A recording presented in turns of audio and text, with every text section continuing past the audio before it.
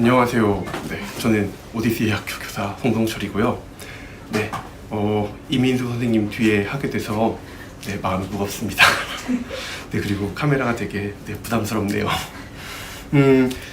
아침에 제가 영희쌤 강의하는 거를 들었는데 그러면서 영희쌤이 관성 얘기를 되게 많이 했었잖아요. 근데 저도 이 재난 상황이라고 하는 것이 이렇게 관성을 무너뜨리는, 좋든 싫든 무너뜨리는 좀 그런 계기가 되는 것 같고, 그 관성이 무너진다는 건 결국 안 하던 걸 사람이 하게 된다는 얘기인 것 같아요. 근데 저는 개인적으로 그 습성이 되게 보수적인 사람이거든요. 그래서 먹는 거가 맛있는데도 그냥 가는 집 가고, 여행 가도 숙소를 바꾸는 걸 별로 좋아하지 않고, 그래서 굳이 새로운 걸 해야 한다는, 그러니까 새로움 자체에 별로 가치를 부여하는 사람이 아니에요. 그래서 시도, 도전 이런 단어를 아주 싫어합니다.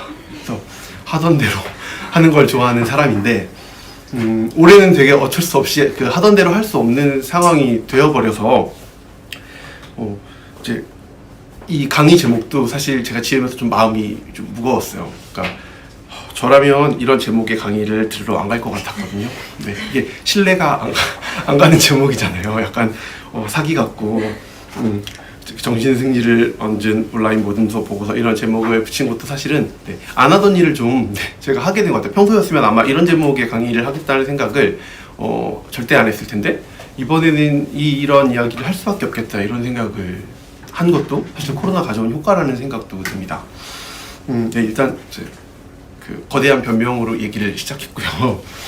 제가 정신승리라는 말을 쓴 거는 사실은 처음에는 정신이라도 좀 승리를 해야 제가 견딜 수 있을 것 같은 상황이어서 올해가 너무 정신승리가 필요하다는 생각을 한 것도 있었고, 또 한 가지는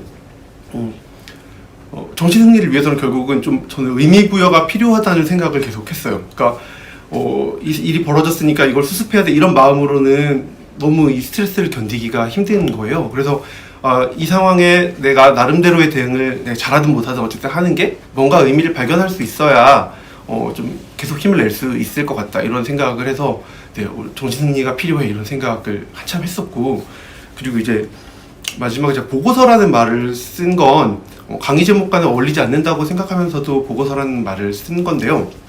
선생님, 요즘 저의 최대 고민은 그 수건 빨래거든요. 아무리 빨아도 안 마르고 저희 집이 건조기가 없어요. 그래서 제습기로 선풍기로 엄청 열심히 말리고 있는데, 퇴근해서 돌아와서 샤워를 하면 수건이 계속 쌓이고 막 이래가지고 그게 엄청 요즘 저의 최대 고민인데, 그 생각을 하다 보니 어떤 생각이 들었냐면 지금이 코로나 상황이구나 그런 생각이 들었어요. 코로나 사태가 아니고 코로나 상황이구나 좀 이런 생각을 했거든요. 그러니까 사태였을 때는 사실은 그런 집안의 일들은 이렇게 저의 머릿속에 별로 들어오지 못해서 그냥 기계적으로 처리하고 뻗고 이랬는데, 지금은 사태를 지나가지고 이것이 어떤 상황이 됐다는 생각이 들었고, 그 사태가 이제 제가 이 보고서라는 이야기를 쓴 건 이것이 아직 사태였던 시점에 어떤 고민들이 있었고 어떤 대응이 있었고, 그리고 이제 그 결과가 이제 상황이 된 지금은 어떤 도움이 좀 될까 이런 생각을 해서 보고서라는 제목을 좀 달아봤습니다. 이제 변명을 다 마쳤으니까 본격적인 얘기를 해볼게요.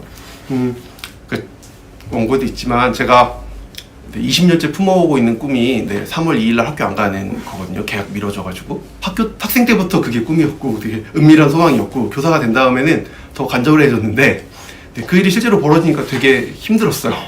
근데 그 계약이 그냥 한 번에 쭉 언제까지 미룹니다 이렇게 된 게 아니고 2주마다 이렇게 미뤄지면서 이걸 어떻게 해야 되지 막 이런 고민을 하다가 처음에 이제 했던 건 여기 원고에 있는 것처럼 페이지를 제가 그러고 보니 모르네요. 39쪽에 제가 약간 표지랑 목차 부분을 실어놨는데, 아이들이 그냥 집에 멍하니 밤에 게임하고 낮에 자고 이제 이러고 있을 것 같은 생각이 들고, 그 아이들이 안쓰러운 것도 있었지만 그러던 아이들이 돌아왔을 때 수업을 할 수 있을까? 이제 이런 두려움도 있어서 좀 아이들에게 이 상황을 좀 잘 이해하게 하는 걸 도와야겠다 이런 생각을 해서 제가 막 급하게 이제 워크숍 만들어서 정말 그냥 숙제로 날려버렸습니다. 그래서 우편으로 막 아이들에게 보냈고, 아니면 받으러 오게 해가지고 보내놓고, 이제 그렇게 3월이 지났는데, 그러다가 갑자기 온라인 계약이라는 거를 하게 됐잖아요. 근데 저는 온라인 수업 같은 걸 그쵸, 일단 컴퓨터를 못 하기도 하고 전혀 생각해 본 적도 없었는데 갑자기 이제 상황은 닥쳐왔고 이제 그 생각이 들었을 때 저한테 들었던 건 이제 머릿속에 떠오른 건 메가스터디였거든요. 제가 학교 다닐 때 봤던 인강이 그거여서 내가 지금 그런 걸 해야 되는 건가?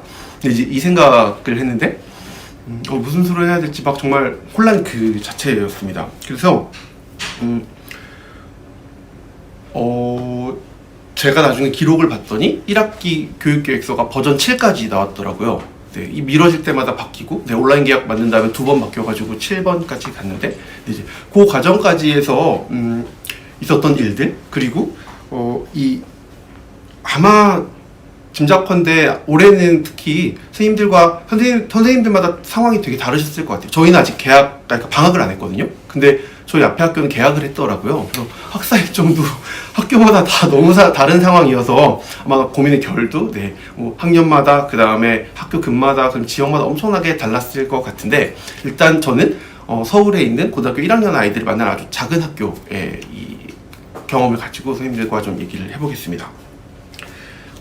이 온라인 수업 상황을 겪고 나서 제가 했던 생각은 아까 영희쌤이 오전에 그런 얘기 했었잖아요. 그 독서 교육이 시즌 2인 것 같고 지금이 이제 3를 생각해야 되는 시기인 것 같다 이런 얘기를 했는데 저도 조금 비슷한 생각을 한 게 교과서만 가지고 이제 이 수업을 해야 되는 상황이 우리가 국가교육과정의 어떤 실행자로서 이렇게 수업을 하는 상황이라면 이제 선생님들이 각자 만나는 아이들과 그리고 뭔가 세상에 의미가 있는 수업을 하겠어 이렇게 이제 그 개별 교사가 어떤 의지를 발휘하고 그게 교육과정에 들어오고 그래서 교사교육과정이 이제 중요해진 것이 이제 그 다음 단계였던 것 같아요. 근데 저는 이 상황을 겪으면서 지금까지 그냥 문서로만 생각했던 이 학교교육과정이라는 존재를 처음 생각하게 됐거든요. 그러니까 이 사태는 사실은 개별 교사의 역량으로 해결할 수 없는 부분들이 있었고 학교 차원에서 어떤 대응할 수 있는 수위가 교사에게 주어진 어떤 뭐랄까 기본 조건이 돼서 학교 교육 과정이 가지고 있는 힘이라는 게 있고 필요한 순간이구나 지금이 좀 그런 생각을 많이 했었는데요.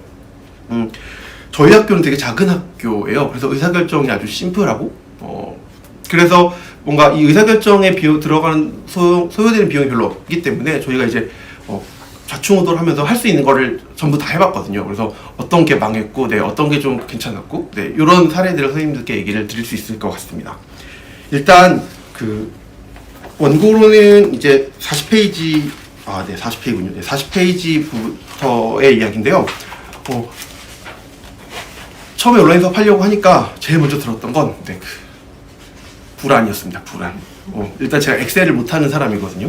이제 엑셀을 좀 그러니까 정상적인 사회인이라면 엑셀을 다룰 수 있어야 하지 않을까? 학교에서 업무를 하려면 이 생각을 해서 엑셀 연수를 3번 들었어요. 지금까지. 온라인 2번 하고 오프라인으로 1번. 근데 지금도 못합니다. 연수를 다 들었을 때는 할 수 있는 것 같았는데 그 다음에 다시 해보려고 그러면 또 안 되더라고요. 그래서 제가 정말 완전 뼈문과여가지고 컴퓨터 뭐 이런 거에 너무 어두운데 온라인 수업을 진짜 어떻게 해야 되지? 이게 완전 막막한 게 하나 있는데다가 또 그 선생님들이 저는 약간 우리가 우등생은 아니었을 수도 있지만 기본적으로 좀 모범생 마인드가 저는 좀 있다고 생각하거든요. 그래서 이 막 실패에 대한 공포가 저도 되게 엄청 컸어요. 그래서 어떻게 할지도 모르는 상황인데 망할 것 같고 그 망할 걸 알면서 해야 되고 막 이 불안이 너무 높고 저만 높은 게 아니고 이제 저희 학교의 다른 선생님들도 다 같이 그 불안이 너무 커가지고 이 불안을 어떻게 이제 다뤄야 하는가를 사실 되게 처음에는 구체적인 방법을 얘기한 게 아니고 우리 어떡하지? 이 얘기를 되게 길게 했던 것 같아요. 근데 그렇게 길게 이야기를 하면서 이제 나왔던 어떤 결론은 어떤 잘하는 걸로 자아 실현을 좀 꿈꿀 수는 없겠다 이 상황에서 적어도 4월 달에 그 시점에는 잘하는 걸로 자아 실현을 꿈꿀 수는 없을 것 같아 보였어요. 그래서 그때 이제 제가 떠올렸던 단어는 진정성인데 제가 세상에서 제일 싫어하는 단어거든요. 그러니까 진정성이라는 말만 들어도 내 마음이 언짢아지는 단어예요. 이 진정성을 싫어하는 이유는 그 말이 나빠서라기보다는 그 진정성이라는 단어가 보통은 되게 이상한 맥락에서 쓰이거든요. 그러니까 그 남의 진정성을 검사하는 눈으로 이렇게 보고 그 뭔가를 하는 사람에게 네가 얼마나 잘하나 보자 할 때 이제 보통은 그 진정성이라는 잣대를 들이대고 근데 이제 사람은 완벽하지 못하니까 뭔가를 하다 보면 분명히 빈틈이 생기고 실수가 생기고 잘못하는 일이 생기는데, 그럼 이제 거봐 그럴 줄 알았어, 이제 이런 논리로 보통은 흘러가고, 그러면 아이들은 어차피 다 그렇게 위선을 그래봤자 위선자야, 솔직한 게 낫지 하고, 네, 바지를 내리는 논리가 막 나오는, 사실 그 패턴에서 진정성이라는 이야기가 나오는 걸 너무 많이 봐서 저는 진정성이라는 단어를 정말, 네, 경기 일으키는 편인데, 근데 이 상황에서는 제가 좀 기댈 수밖에 없는 게, 기댈 만한 곳이 그 진정성이라는 거밖에 없었어요. 그래서 잘할 수 있어서가 아니고, 온라인 수업이 아무리 잘 돼도 오프라인 수업에서 일어나는 배움만큼 뭐가 될 거라고 생각하지는 않았거든요. 그래서 온라인 수업을 기술적으로 잘하는 거 약간 심포도전 네, 그렇게 큰 의미가 없을 거야. 그걸 잘하는, 기술적으로 온라인 수업이 잘 되는 게 중요한 게 아니고, 뭔가 망하더라도 장렬하게 망하자, 소심하게 망하지 말고, 장렬하게 망하면, 네, 그 장렬한 망함을 보고서 애들이 뭔가 좀 생각하지 않을까? 약간 이렇게 제 마음대로 생각하기로 했습니다. 그래서 그런 마음으로 이제 온라인 수업을 준비하기로 했고, 그때 좀 저에게 되게 큰 용기를 준 게, 네, 제 앞에서 열심히 고개를 끄덕여주고 있는 영희쌤의 존재였는데, 그 영희쌤 블로그를 구독하시는 분들은 그때 보셨겠지만, 영희쌤이 온라인 수업하는 방법을 막 연구해서 포스팅을 해줬잖아요. 그리고 되게 은혜롭게 실습도 있었거든요. 그래서 그 영희쌤의 온라인 수업 연수가 있었어요. 그래서 구글 클래스룸을 어떻게 하고, 그 다음에 줌으로, 그 다음에 채팅으로 토의를 어떻게 하고 하는 걸, 이제 저도 그때 너무 마음이 급한 상황이니까 가가지고 막 같이 참여를 했는데, 물론 그러고 나서 영희쌤은 EBS로 떠났지만, 네, 저는 그거 정말 쏠쏠하게 잘 활용했거든요. 그리고 사실 쏠쏠하게 활용한 것보다 더 컸던 건, 그걸 한번 하고 나니까, 누가 저렇게 보여주는 사람이 있고 나니까 어떻게든 되겠다, 약간 이런 용기가 좀 생겼던 것도 있는 것 같아요. 그래서 어쨌든 이 불안의 그냥 답은 저희는 정신승리로 했습니다. 그냥, 네, 이게 의미가 있어, 그냥 이렇게 생각하기로 했고, 그러고 나서 이제 그러자 다음으로 들었던 생각은, 학교가 뭘 해야 될까? 이 생각이었거든요. 학교란 어떤 곳일까? 이런 생각을 했는데, 아마 지금은 우리 사회가 다 같이 저는 좀 느낀 것 같아요. 그러니까 학원이나 과외나 혹은 온라인 그러니까 인터넷 수업이나 이런 것들로 학교가 대체되지 않는구나, 이걸 저는 느꼈다고 생각하는데, 제가 했던 생각은, 어쨌든 지식의 전수는, 네, 우리가 학교에서 하는 온라인 수업보다 사실은 훨씬 다양하고 양도 엄청나게 많고, 또 각자 자기 스타일에 맞는 콘텐츠를 찾아갈 수 있는 온라인 콘텐츠가 엄청나게 많잖아요. 근데 지식의 전수가 아니고 그럼 학교가 뭘 하는 공간일까 했을 때 제일 먼저 들었던 생각은 학교 광장이라는 생각이었어요. 그러니까 인간에게 밀실과 광장이 다 필요하다, 우리가 이렇게 이야기하는데, 아이들에게 대부분의 아이들에게 학교는 거의 유일한 광장처럼 보였거든요. 아이들이 사회생활을 하는 공간, 물론 학교를 안 가도 친구들을 만날 수는 있습니다. 친구는 만나더라도 아이들이 사회생 공적인 존재로서 기능하고 의사소통을 하고 이런 공간이 사실 학교인 거예요. 그래서 온라인 수업에서 학교가 이렇게 기능하려면 어떻게 해야 될까? 이게 이제 저희가 어떤 두 번째의 고민인데, 그 고민에서 이제 저희가 생각한 건, 어쨌든 실시간 소통을 하게 하자. 실시간 소통이 일어나지 않으면 학교로서 기능하기는 어렵겠다, 이런 생각을 했고, 그리고 저희는 또 고등학교 1학년 아이들이고 동네에서 오지 않고 서울 전역에서 오거든요. 그래서 이들이 서로 거의 모르는 아이들이에요. 그래서 더군다나 소통이 되게 중요하겠다는 생각을 해서, 기본적으로 저희는 처음부터 방향을 웬만하면 다 실시간 온라인 수업을 한다, 네, 이 방식을 택했습니다. 그리고 특히 중요하게 생각한 게, 조회랑 종례를 전부 다 반드시 얼굴 보고 하는 걸로 했거든요. 그래서 아침에 시간 되면, 네, 줌으로 이제 모여가지고 다 얼굴을 보고 조회를 하고, 이 방법도 좀 다양했는데, 처음에는 막 애들이 침대에 앉아가지고 머리를 막 이렇게 세운 채로 이러고 베개 끌어안고 이렇게 앉아있고 막 이런 애들이 좀 많았어요, 처음에. 그래가지고 그런 날은 이렇게 막 체조를 하기도 했어요. 다 일어나가지고 한 사람씩 한 동작씩 하기로. 그리고 한 다음에 다음 사람 시키는 거예요. 화면 보고 아무나. 그럼 이제 그 지목받은 사람이 이제 목 돌리고, 네, 그거 끝나면 또 지목받은 사람이 허리 돌리고 막 이렇게 몸을 좀 일부러 움직이게 한다거나, 어떤 날은 산책을 하기도 했어요. 각자 10분 동안 나간다, 혹은 15분 동안 나가서 인증샷을 찍어오라고 하기도 하고, 나중에 좀 익숙해진 다음에는 갔다 오고 나서 랜덤으로 몇 명이 산책길에 발견한 가장 아름다운 게 뭐였는지 얘기를 한다든지, 이런 식으로 좀 연결감을 느낄 수 있는 걸 만들어 보는데 좀 노력을 기울였어요. 그리고 종례를 할 때는 구글 문서 하나를 열어놓고, 네, 줌도 켜놓고 구글 문서를 하나 열어놓고 표를 쭉 나눈 다음에 이제 이제 자기 이름 써 있는 칸에다가 그날 리뷰를 이렇게 적게 했거든요. 그리고 이제 구석에 작은 칸을 만들어서 거기는 이제 댓글 다는 칸, 그래서 다른 아이들이 쓴 걸 보고 해주고 싶은 말 같은 것들 이렇게 적게 하고, 그래서 이렇게 시작이랑 끝을 실시간으로 다 같이 하는 걸 처음부터 원칙으로 좀 정했습니다. 그리고 마지막은 이제 그래서 나름대로 불안도 달래고 기본 그다음 방침을 온라인 실시간 온라인 이렇게 잡아놓고 나서 마지막 남았던 건 그렇다고 애들이 수업에 잘 참여할까? 이제 이거였거든요. 교실에 있어도 계속 깨우고 막 부르고 막 난리가 나는데 각자의 집에 있는데 온라인 수업에 과연 잘 참여할 것인가?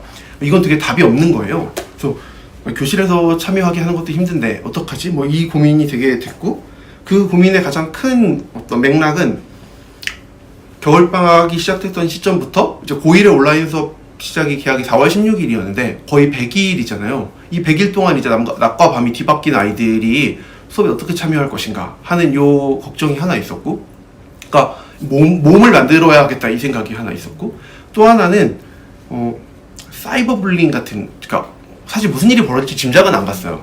그러니까 저는 특히 정말 이거는 뼈문가로 변명이 안 될 것 같은데, 그러니까 저는 SNS 거의 안 하거든요. 그러니까 그 기계 만지는 거에 대한 플레이스테이션 게임기를 말고 만지는 걸 다 싫어요. 그래가지고 뭐 트위터 또 뭐가 있지, 인스타그램, 페이스북 뭐 이런 것들이 그래도 시대에 뒤처지기 싫어서 계정을 만들어 보긴 했지만 정말 만들어 본 거고 실제로 하는 건 하나도 없어서 온라인상에서 어떤 위험이 있는지가 짐작이 잘 안 가는 거예요. 그리고 마침 또 저희 학교 선생님들도 그걸 적극적으로 하시는 분이 별로 없었어요. 그래서 이 불안이 되게 컸던 거죠. 무슨 사고가 터질지 모르겠다. 뭐 캡처를 해가지고 뭐 막 이런 일이 벌어질 수도 있을 것 같고, 성폭력이 벌어지면 어떡하지? 막 이런 불안도 되게 커가지고 이제 이 세 가지를 다 모아놓고 생각을 했을 때 들었던 결론이 그냥 온라인 수업을 하면 안 될 것 같다 이렇게 생각해서 창체 일주일을 몰았습니다. 창체 일주일을 몰아가지고 온라인 수업 첫 일주일을 일종의 오리엔테이션 기간으로 잡았어요. 그래서 교과 수업을 다 빼고 그 시간에 이제 교사들 입장에서는 시도해보고 싶은 거 다 시도해봤어요. 뭐 카톡으로 노토이 해보고 모든 토이도 뭐 해보고 막 이것저것 다 해보고 이제 아이들에게 내용적으로는 독서 토론도 한번 해보고 단편 소설 같은 거 가지고, 그 다음에 그 성폭력 예방 교육, 그 다음에 뭐 인터넷 그 사이버 불링 그 예방 교육 뭐 이런 것들도 그 토론식으로 진행해보고, 그게 한 일주일 정도를 오리엔테이션 구간으로 잡았고요. 그거를 잡으면서 이제 서로 좀 감이 생겼죠. 온라인으로 수업한다는 게 이런 거구나 하는 느낌이 좀 생겨났고, 마지막 시간에는 이게 원고에 또 실려 있는데요.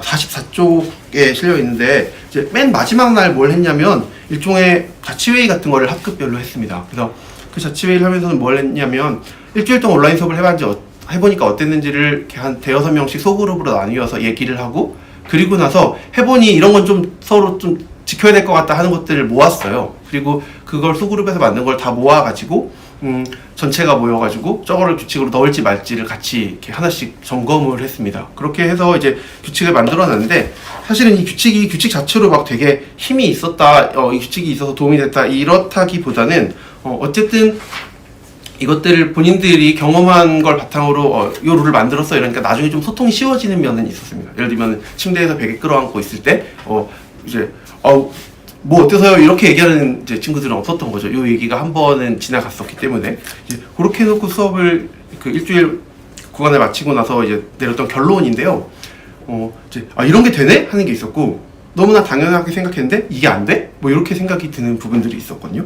근데 일단 이게 안 돼 했던 거는 교사의 수업 화법이었습니다. 저는 그러니까 수업할 때 보통 일상적으로 많이 저만 하는 건 아닐 것 같은데, 그러니까 왜 그랬을까? 뭐 이렇게 질문을 전체한테 그냥 누구한테라 할 것 없는 질문을 이렇게 던지잖아요. 근데 온라인 수업에서 그 질문을 딱 던지면 싹 해지는 거예요. 그러니까 보통 착한 애가 대답을 해주지 않습니까? 보통 교실에서. 네, 근데 그 착한 애도 대답을 안 하는 게 이 온라인 수업의 특징, 그러니까 줌에서 하는 온라인 수업의 특징이었어요. 그러니까 말을 딱 꺼내는 게 좀 부담스러운 거예요. 제가 얘기하고 있을 때 저를 보고 있긴 하지만 분위기를 봐가지고 딱 대답을 해주는 게 되게 어렵고, 또 어떤 아이들은 소음이 있으면 마이크를 꺼놓고 있기 때문에 말을 하려면 이제 마우스를 만져가지고 혹은 화면을 터치해가지고 소리를 켜고 막 이래야 되는데, 그러다 보니 자연스럽게 리액션이 나오지가 않았어요. 그래서 처음에 몇 번 이렇게 습관대로 말을 하다가 되게 싸해지는 분위기를 경험한 다음에는 화면을 보고 이렇게 누구를 콕 찍어가지고 영희가 얘기해볼까 이렇게 딱 짚으면 이제 그런 대답을 하더라고요. 그래서 좀 수업 방법이 바뀌어야겠구나 이 생각이 처음에 들었었고, 낄기빠빠가 안 되는구나 이 생각이었고, 이제 두 번째는 애들의 반응을 제가 전혀 알 수 없다는 거였는데, 그러니까 극단적으로는 일단 시작할 때 분명히 다 확인하고 시작했는데 정신을 차리고 보면 검은 화면이 이렇게 한두 개 카메라를 끄는 애가 나오고, 근데 제가 얘기를 하던 도중이라 그냥 놔두면 이게 검은 화면이 점점 늘어나가지고 들불처럼 번져서 네 얼룩처럼 이렇게 되는 거예요. 화면이 바둑판 모양이 얼룩이 되어 있고, 그래서 이제 나중에는 화면을 끄면 내보내겠다고 했어요. 대기실로 내보내겠다고 하고, 그 다음에 결과로 처리하겠다 이렇게 이제 세게 얘기를 하니까 이제 화면을 끄지는 않았는데, 화면을 끄진 않아도 길게 전달은 안 되더라고요. 특히 제가 답답했던 활동 안내를 할 때, 안 그래도 애들은 교실에서 활동 안내도 얘기하고 나면 야 뭐하래? 이렇게 바로 나오잖아요. 근데 온라인 수업 야 뭐하래? 하는데 그 옆에 아무도 없는 거예요. 그래서 뭐하는지 아무것도 모르는 애들이 정말 속출했습니다. 그래서 이게 학습지에 깔아놓고 그 다음에 저는 채팅으로 이제 따로 써서 옆에 화면에 띄우고 막 이렇게 했는데, 그건 어쨌든 약간 준비가 미리 잘 돼 있어야 되는데 제가 체계적인 사람이 아니어가지고 이 활동하는 데가 너무 힘들었어요.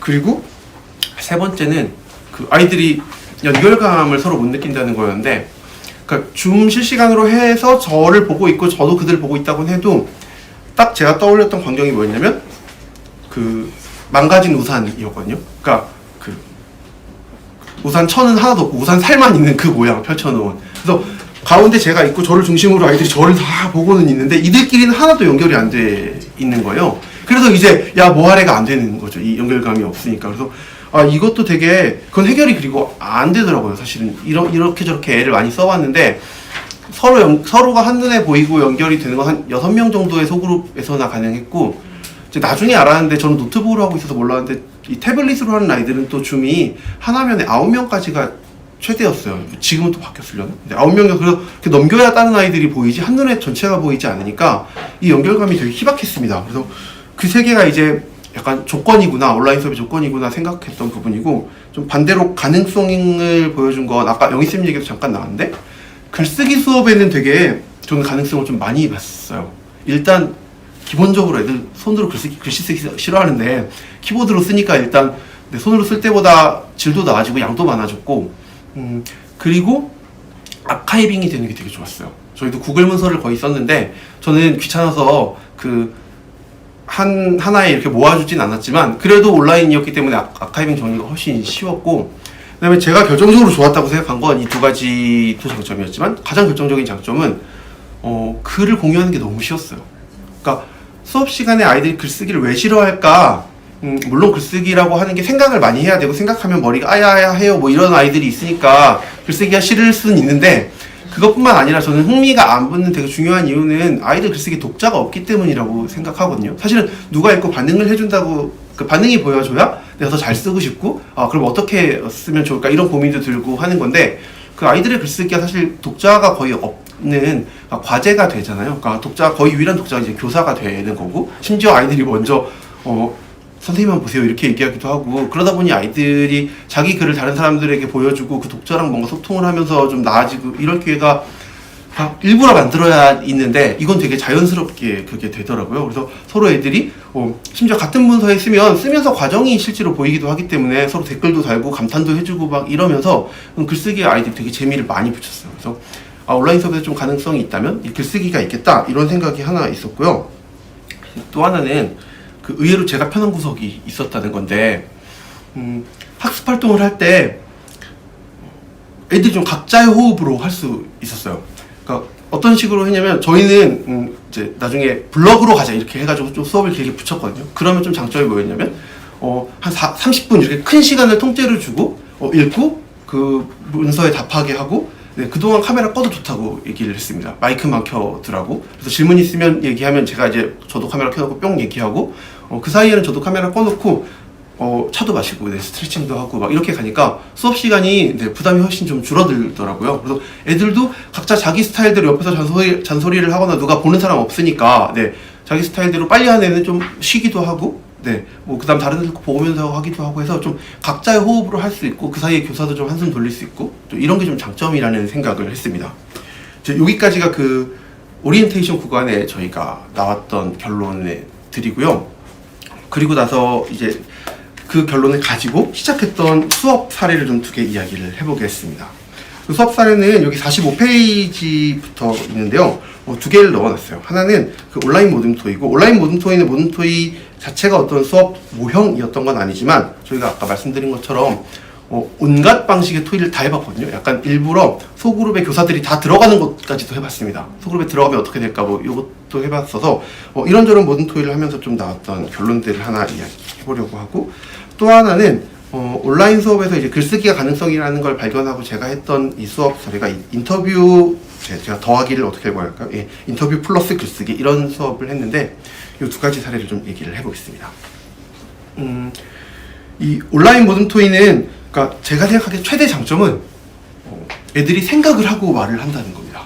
그러니까 그 애들이 생각하고 말하는 게 사실 저의 소원이었는데, 네, 너는 왜 이렇게 필터링이 없니? 이렇게 이제 늘 생각을 하다 보니까 애들이 생각하고 말하면 정말 좋겠다 이렇게 생각했는데, 근데 이제 온라인 수업에서 그 상황을 보니까 좋은 점도 있었지만 꼭 좋지만은 또 않았어요. 그러니까 생각을 하고 말한다는 게 좋은 의미에서는 한번 생각을 거치고 나서 말을 한다는 얘기인데, 한편으로는 생각을 해야만 말을 하는 상황이 벌어지기도 했습니다.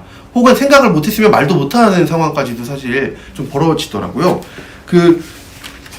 특히 이게 줌에서 이야기할 때 그게 아주 심했는데, 아까 제가 그 낄끼빠빠가 좀 어려웠다고 했잖아요. 근데 그게 교사의 말에만 낄끼빠빠가 어려운 게 아니고 그 친구들이 말할 때도 서로 끼어들기가 좀 되게 어려운 거예요. 이 화상회의로 하는 수업이라고 하는 게. 그래서 친구들이 말하는데 끼어들기가 어렵다 보니 장점은 얘기가 산으로 안 간다는 그런 경우가 되게 적다는 거고, 단점은 이제 되게 좀 대화가 침체되기가 쉬운 거였죠.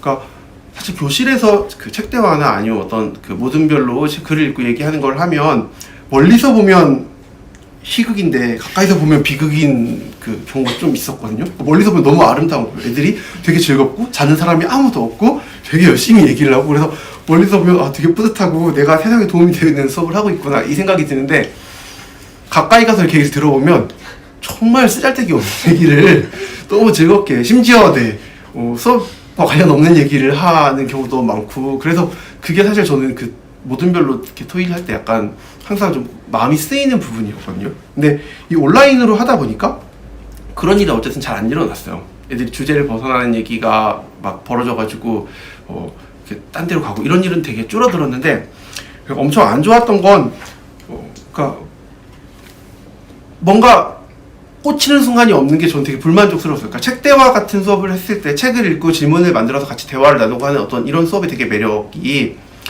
물론 힘들기도 하지만 그 대화 자체가 엄청나게 즐거워지는 순간들이 있고, 그게 너무 기쁘고, 이런 이제 경험들이 막 얼굴이 막 빨개져가지고 막 논쟁이 막 오가고, 네, 이렇게 후끈 달아오르고 몰입하고 하는 이런 순간들이 이제 있는데, 온라인 수업에서는 그런 일이 거의 일어나지 않더라고요. 왜냐면 한 사람이 다 끝나야 말하고, 중간에 그게 무슨 소리야? 라든지, 잠깐, 이렇게 안 되니까, 한 사람이 다 끝나고 말을 하면 또 그 다음 사람이 또 얘기하고, 약간, 기본적으로 이런 구조가 되니까, 몰입이 잘 일어나지 않는다는 게, 이제 되게 어려운 점이었어요. 그래서, 이 온라인 토의가 좀 잘 되려면, 어쨌든 생각을, 해야 말을 하니까, 생각할 공간이 먼저 있고 그 다음에 말을 하게 해야겠다, 약간 이런 생각을 했습니다. 그래서 제가 여기에 사례도 학습지 화면을 하나 실어놨는데, 이제 46쪽에 약간 길게 이렇게 길쭉하게 화면이 실려 있는데요. 이게 그냥 스크린샷을 캡처한 거거든요. 이건 그냥 학습지였는데, 학습지를 다룰 때 보통이라면 이제 간단한 거는 모든별로 먼저 얘기해 본 다음에 이제 답을 써봐. 저는 그걸 좀 선호하는 편이에요. 왜냐면 먼저 좀 얘기를 한 다음에 쓰면 풍부해지는 것도 있고, 그 다음에 좀 힘든 친구들, 그러니까 이걸 그냥 손대기 어려운 친구들이 좀 도움을 얻을 수 있는 것도 있고, 저는 같이 얘기하고 각자 쓰는 게 되게 좋다고 생각하거든요. 그러니까 같이 얘기했다고 해서 그 합의된 걸 똑같이 쓰고 나머지 친구들이 그걸 베껴 쓰면 사실 별로 배우는 게 없고, 실컷 얘기는 얘기대로 열심히 하고, 그 얘기를 했지만 사실은 결론도 다를 수 있고 기억나는 것도 다를 수 있잖아요. 그래서 얘기를 실컷 하고 나서 각자가 이제 쓰게 하는 걸 선호하는 편이었는데 이 온라인 수업에서는 그게 잘 안 된다는 걸 좀 보고 반대로 각자 쓰고 나서 얘기를 좀 하게 했습니다. 근데 각자 쓸 때 지금 여기에 있는 이 사례처럼 먼저 같은 문서에다가 전부 다 모둠별로 문서를 제가 만들어 줬어요. 그래서 모둠별로 문서를 만들어 주고 그 모둠에다가 답을 쓰고 그리고 나서 이제 그 다음에 이야기를 했는데 이 약간 그 글씨가 잘 보이실지 모르겠는데 네, 제가 굉장히 쪼잔하게 줬거든요. 엔터 없이 3줄 이상 막 이렇게 막 줬어요. 그 엔터 없이 3줄 이상 이렇게 쓰게 하고 그리고 나서 아이들이 이제 그 자기 거 다 쓴 다음에는 다른 아이들 글 쓴 걸 읽으면서 이렇게 옆에다가 질문도 같이 댓글로 달게 해뒀거든요.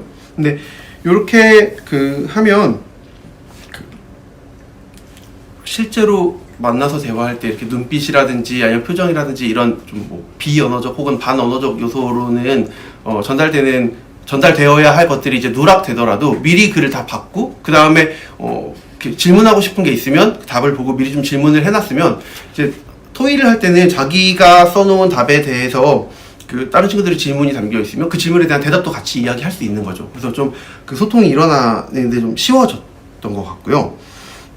그 온라인 모든 토의 하면서 또 한 가지는 이렇게 학습지를 먼저 하게 하면 좋았던 점은 그 진짜 힘든 친구들에게 좀 도움이 됐어요. 그러니까 교실이라면 아예 이렇게 손을 못 대고 있는 친구들은 제가 가까이 가가지고 먼저 이렇게 도와주잖아요. 그러면 이제 보통 예를 들면 교과서라면 제일 많이 하는 작업은 그 교과서 발문을 이해하지 못한 친구들을 제가 이제 그걸 재해석해가지고 이렇게 해봐 이렇게 단계를 끊어가지고 도와준다든지 뭐 이런 식으로 도와주는데 이 온라인 수업에서는 그 손 못 대는 친구들 도와주는 게 되게 어려웠거든요. 그러니까 물론 도움을 요청하면 잘 도와줄 수는 있는데 사실은 공부 상처가 있는 아이들은 교사에게 도움을 요청하기가 되게 어려우니까 이제 제가 눈치껏 그 아이들을 발견해내야 되는데 그게 되게 어려웠어요. 근데 이 모둠별로 같은 문서를 만들어 놓으면 일단 제가 살피기도 쉽고 예를 들면 20명이면 20개의 문서를 만들어 놓으면 제가 실시간으로 그걸 볼 수가 없는데 한 4개, 4모둠 정도로 만들어 놓으면 4모둠 정도의 문서는 제가 오가면서 보니까 누군가는 커서가 움직이지 않고 있다면 이제 그 친구를 도와줄 수가 있는 게 있고 그리고 제가 안 돕더라도 그 친구도 다른 아이들이 답 쓰는 게 실시간으로 보이기 때문에 아 이런 얘기구나 하고 이제 좀 감을 잡을 수 있게 되는 거죠. 그래서 그 방식으로 먼저 이제 그 하나의 학습지 가지고 하게 하는 게 좀 효과적이었고요. 그러고 이제 다음 얘기는 방법 이야기인데 제가 한 건 크게 2개입니다. 하나는 줌이고 그 다음에 하나는 그 카카오톡 오픈 채팅인데요. 이 2개가 좀 장단점이 딱 거울의 양면은 의미가 없는 말이잖아. 네. 네. 아무튼 장단점이 딱 갈렸어요. 네. 그 줌에서는 소회의실로 채팅할 모든 토의 할 수 있는데 그거의 최대 장점은 그 대화가 좀 자연스럽다는 거고 단점 밀도가 떨어진다는 겁니다. 그래서 그 줌으로 하면 어쨌든 좀 준비된 상황이면 꽤 실제로 만나서 얘기하는 거에 근접한 효과가 있었어요. 그래서 그 점이 되게 좋은 점이었고 그리고 줌에서 소그룹별로 얘기한 다음에 전체가 발표하는 수업일 경우에는 그 흐름을 이어가는 건 되게 자연스럽게 됐습니다. 그 소그룹을 방을 폭파시킬 수 있거든요. 그래가지고 뭐 15분 뒤에 폭파 뭐 이런 식으로 되면 15분 후에 무조건 발표해야 되는 거예요. 그게 째깍째깍 돌아가기 때문에 애들이 열심히 얘기를 하고 방이 자동으로 폭파되고 나면 이제 뿅 다 모이게 되는 거죠. 그래서 그렇게 전체 수업으로 이어갈 때는 모둠별로 준비해서 발표하는 방식일 때는 이 줌 소그룹 방식이 좀 괜찮은 점이 있었고요. 단점은 이렇게 해놓고 나면 애들이 소그룹으로 다 나눠서 방에 딱 들어가잖아요. 그러면 화면에 제 얼굴만 크게 딱 뜹니다. 그러니까 애들이 들어가고 나면 저만 딱 덜렁 남거든요. 그럼 이제 애들의 그 토의를 다 한꺼번에 살필 수가 없어요. 학생들을 한꺼번에 살필 수가 없고 물론 들어갈 수는 있으니까 이제 한 그룹씩 들어가서 볼 수는 있는데 이제 동시에 볼 수는 없고요. 그 다음에 약간 들어가면 분위기가 쌓여져요. 그러니까 이게 약간 방문 덜컥 열고 들어오는 그런 느낌이거든요. 갑자기 우리끼리 얘기하고 있었는데 교사가 탁 나타나는 거죠. 이제 애들이 다 움찔 막 이렇게 되고 이런 살짝 단점들이 이제 있고요. 근데 그래도 필요하면 부를 수 있는 점은 또 좋더라고요. 그러니까 학생들이 자기들끼리 이야기하다가 교사의 도움이 필요하다 이렇게 생각하면 그 도움 요청을 할 수 있으면 이제 제가 그 도움을 받아가지고 그 방으로 가서 도와주고 이런 게 이제 장점이었어요. 근데 오픈 채팅은 아마 선생님들 많이 해보셨을 거라고 저는 생각하는데 어쨌든 최대 장점은 대화의 밀도가 되게 높다는 거였고 특히 대답하기 기능 같은 거 써가면서 이야기하는 게 처음 한두 시간은 잘 안 됐거든요. 그러니까 잘 안 됐는데 익숙해지면서부터는 밀도가 되게 높아졌고 처음에는 되게 별 생각 없이 했다가 그러니까 제가 아까 참여했던 그 영희쌤의 그 수업 시연이 참여자가 다 교사였다는 걸 제가 잠깐 간과하고 아 이게 되는구나 이렇게 생각하고 수업을 했어요. 그랬더니 야 근데 뭐 이렇게 해가지고 막 되는 거예요. 애들 한 단어씩 쓰잖아요. 그래서 처음에 완전 폭망하고 이게 왜 망했을까 이렇게 생각을 해봤을 때 결국 애들이 여기서 말하는 평소 말하는 습관으로는 토익 안 되는구나 이걸 생각하고 그걸 좀 잘 가르쳐주고 훈련을 하고 요걸 몇 번 거친 다음에는 어쨌든 대화가 그러니까 채팅으로 자기 생각 전달하는 게 사실 쉽지 않기 때문에 애들이 되게 그 생각을 정리를 해야 되고 조리 있게 생각을 정리를 해야 되고 그 글만으로 자기의 이야기를 상대방이 이해할 수 있게 표현하다 보니 대화 밀도가 되게 높아지는 게 장점이었고 그 다음에 그 기록 남는 게 저도 되게 좋았어요. 애들도 좋아했고 그걸 정리해가지고 뭔가를 쓰거나 할 때 활용이 되게 가능하고 그다음 저도 아이들의 기록이 그대로 쭉 남아있으니까 뭐가 필요하고 뭐가 부족하고 혹은 제 기획에서 뭐가 잘 됐고 안 됐고가 되게 잘 보이는 게 이제 장점이었습니다.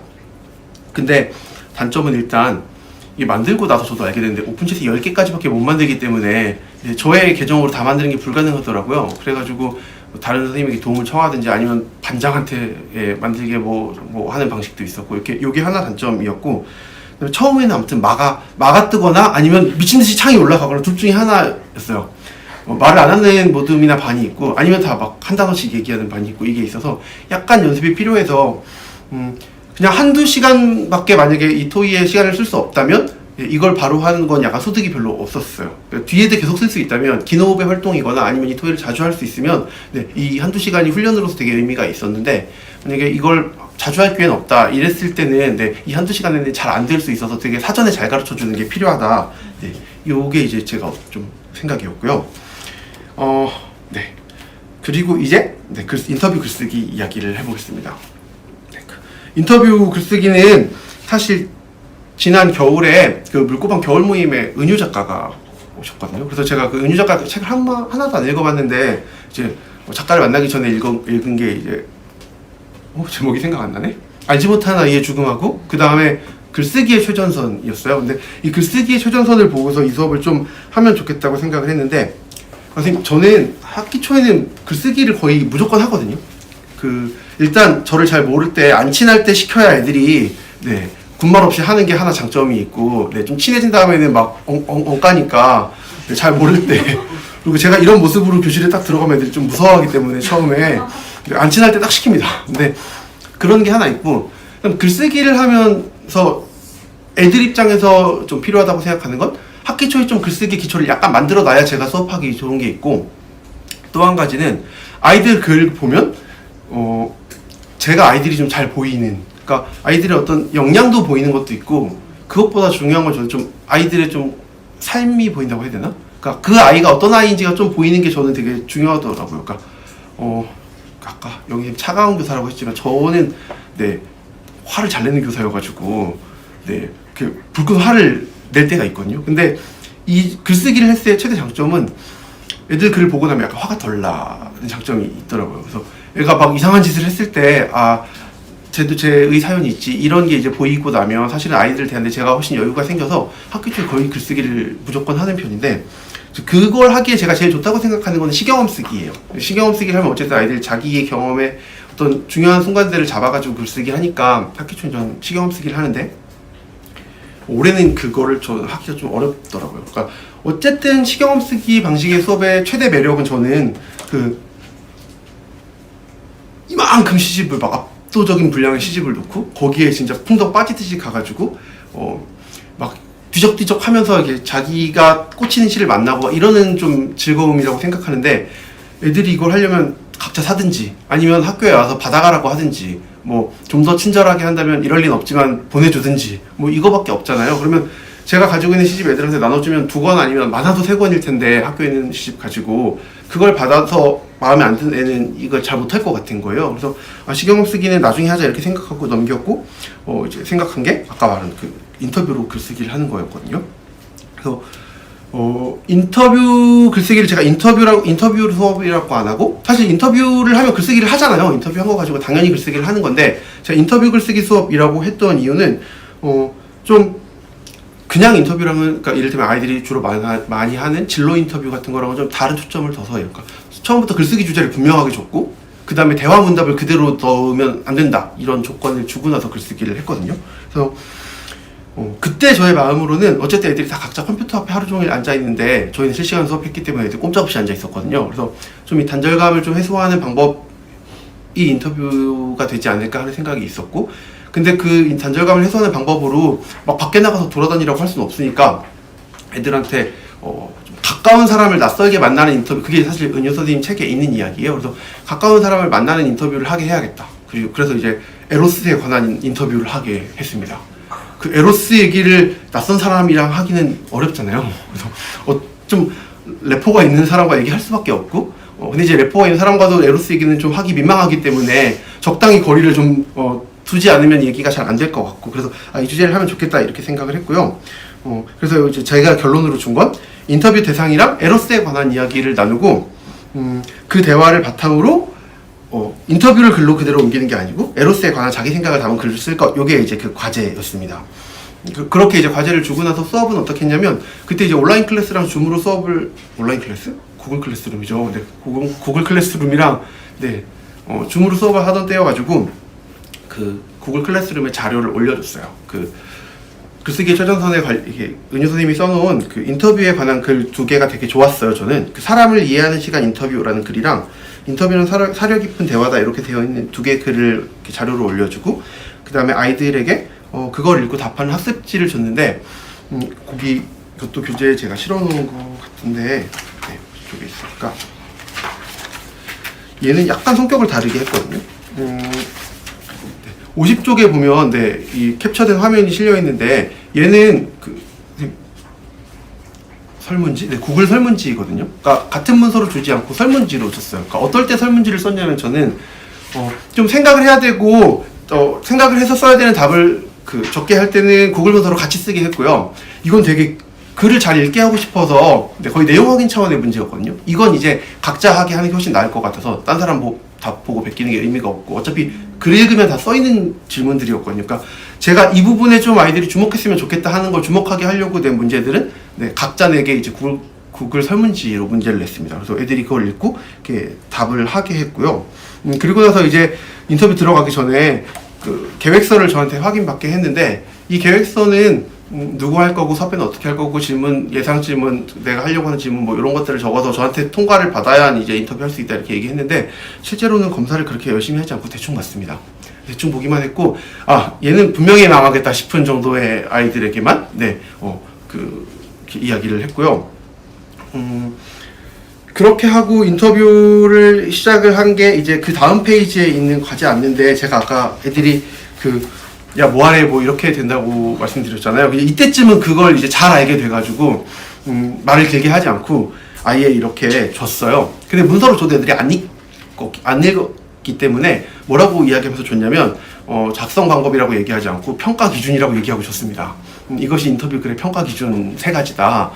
그렇게 이제 이야기를 하고, 아주 중요한 말은 제가 아주 짧게만 하고서 이렇게 3가지를 줬는데, 이게 51페이지에 실려 있는 거거든요. 그래서 시간도, 네, 6월 3일 밤 11시 59분 59초까지 올려야 된다, 이렇게 해놓고 서식도 올려놓고, 그 다음에 이제 평가 기준 3개를 이렇게 주고 나서 아이들에게 글을 쓰게 했고요.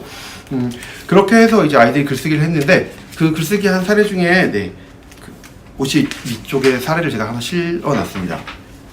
이 친구 되게 잘 쓴 친구고, 읽으면서 되게 마치 그림으로 그린 것처럼 제가 의도한 그 모든 걸 다 해낸 친구여서 저는 되게 좀 기뻤거든요.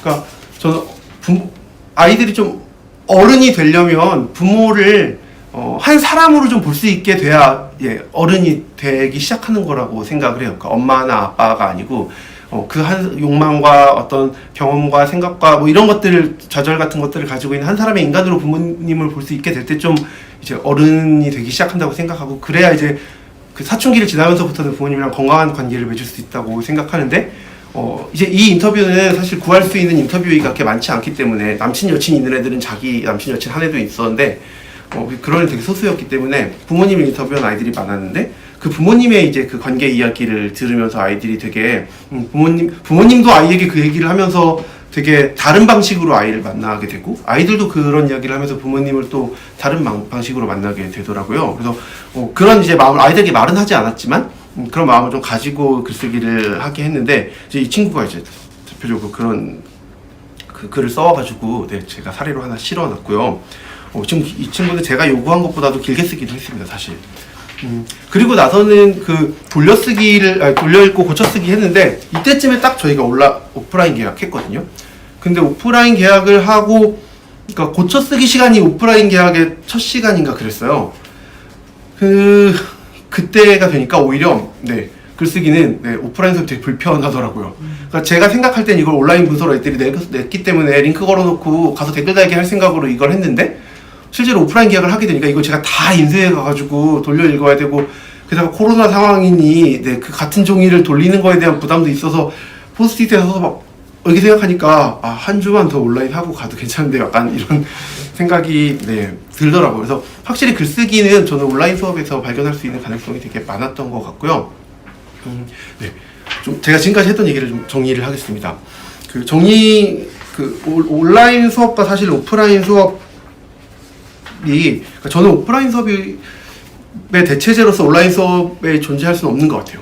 그러니까 온라인 수업에서 공부를 할 수 있는 거는 맞는데 학교가 학교로서 작동하는 것은 네, 저희가 온갖 방법을 써보긴 했지만 온전하게 대체는 불가능한 것 같아요. 그래서 온라인에서 나름대로 결국 좀 배울 수 있는 아이들은 좀 배움에 힘이 좀 있는 아이들이죠. 그래서 그 아이들은 정말 스스로 배우는 힘이 좀 있는 아이들은 더 사실은 편안하게도 배우고 그래서 성취도 높게 나오지만 사실 그게 잘 안 되는 친구들은 되게 힘들었던 것 같고 그리고 저는 다음 학기 혹은 심지어 내년에도 크게 상황이 달라지기 어렵다고 하는데 앞으로의 온라인 수업 더 어려울 거라고 생각합니다.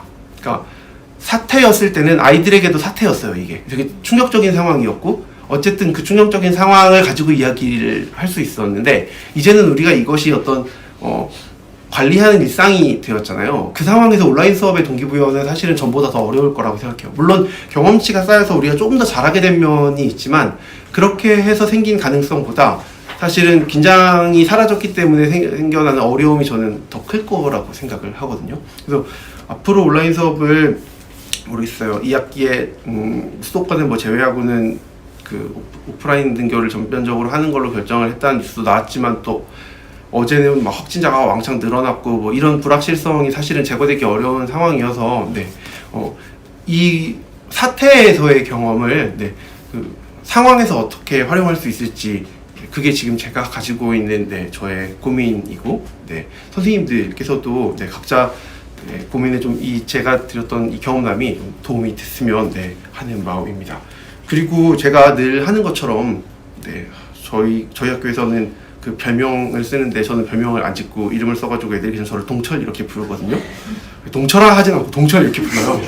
존댓말로 동철 이거 어떻게 해요? 이렇게 물어보는데 네, 제가 동철 해가지고 지금 시간이 3분 남아있죠. 네, 3분 남아있어서 뒤에는 네, 아주 간략하게 안내만 하고 네, 마치겠습니다. 제가 뒷부분에 실어놨던 안 물어봤지만 궁금한 수행평가 FAQ는 네, 원래 안물안궁이라고 쓰고 싶었는데 네, 그렇게 쓰면 안 될 것 같아서 자료집에 네, 안 물어봤지만 궁금한 이렇게 썼는데 안물궁금 이렇게 쓰고 싶었어요 저는.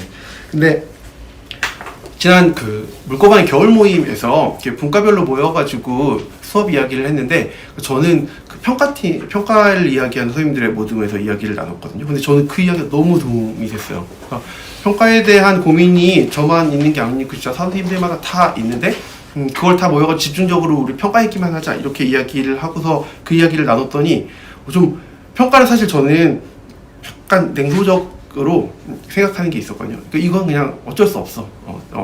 어쩔 수 없는 어떤 그 우리 사회가 가지고 있는 조건이고 그 한계가 있어 이렇게 생각하고 있었는데 그 안에서 의외로 할 수 있는 게 있구나 이런 생각들이 되게 많이 들었어요. 그래서 거기에 나왔던 이제 질문들 중에 특히 인상 깊었던 것들 그리고 선생님들이 같이 좋은 의견을 주셨던 이야기들 제가 나름대로 정리했는데요. 수행평가로 점수를 변별하는 문제. 그러니까 수행평가로 아이들이 흔히 와가지고 선생님 저 점수 어디서 깎였어요? 이렇게 얘기할 때 제가 학교에서 제일 듣기 싫어하는 말 두 번째가 그건데, 첫 번째는 야 뭐하래 이거고, 두 번째는 어디서 깎였어요 이거거든요. 난 널 깎은 적이 없어. 이제 이걸 얘기하는 게 저 너무 싫은 거예요. 근데 이제 실제로 수행평가로 점수를 변별하는 문제를 어떻게 생각해야 될 것인가, 저는 결론만 얘기하자면 수행평가가에서 변별이 안 되면 저는 이 활동 중심에서 본 과정 평가 별로 의미가 없다고 생각합니다. 그러니까 수행 비중이 80%가 된다고 해도 수행은 어지간하면 다 만점받고 지필에서 그 성적이 결정되는 거야. 아이들이 이렇게 이제 생각하면 사실 의미 있는 수업이 현실의 변화를 가져오는 건 되게 한계가 분명하게 있다고 생각해요. 그래서 그 이야기를 좀 정리해 뒀고요. 그 다음에 평가 기준의 객관성에 관한 이야기가 그 뒤에 있습니다. 근데 저도 여기서는 한 가지만 이야기하자면, 객관적인 평가 기준을 만든다는 거는 주관적인 평가를 주관성을 없애려는 게 아니고 자의성을 없애려고 하는 거라고 생각해요. 그러니까 자의적인 평가의 자의성을 피하고 싶은 거지, 주관적인 평가가 나쁘기 때문에 객관적인 평가를 얘기하는 게 저는 아니라고 생각하거든요. 그래서 그게 어떤 주관인가를 잘 생각하는 게 되게 중요하다고 생각하고, 그 이야기들을 좀 정리해 놨습니다. 그리고 그 다음에는 열심히 했는데 못한 친구, 되게 마음이 아프잖아요. 그러니까 저는 수행평가에서 성취를 평가할 수 있고 해야 한다고 얘기하지만, 열심히 했는데 못한 친구 진짜 마음이 아프거든요. 그때 어떻게 해야 할까 하는 이야기를 좀 뒀는데, 어쨌든 저는 여기에서 많이 나오는 얘기지만 과제형 평가를 안 해야 되는 가장 큰 이유가 저는 이거라고 생각해요. 그러니까 잘 못하는 친구가 아이들은 자기 실력대로 해올 거잖아요. 그러면 못하는 대로 해오고 그걸로 낮은 점수를 받고 역시 나는 못하는구나 하고 끝나는 것이 최악이라고 생각하거든요. 그래서 뭔가 잘할 수 있는 여지가 만들어져야 성취를 평가했을 때 그게 의미가 있고, 그게 가능하려면 그 아이들에게 과제로 던져준 결과물을 받는 게 아니고 그 방법이 안내되고, 그리고 수업 안에서 이루어지고, 최대한 모든 걸 다 수업 안에서 해야 한다는 뜻은 아닌데 중요한 부분들은 수업 안에서 안내가 이루어져야 된다. 그런 이야기를 좀 정리해놨고요.